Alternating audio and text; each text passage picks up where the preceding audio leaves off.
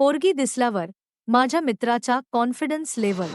तो मुद्दा असा आहे की एलन मस्कचा आज वाढदिवस आहे आणि he is the greatest and richest person belonging to the entrepreneur personality in the world.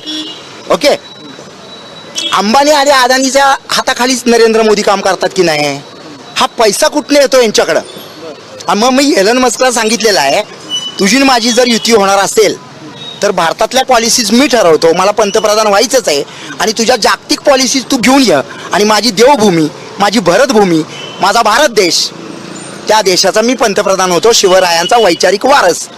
Nothing impossible in this world, because impossible world is always going to say I am possible.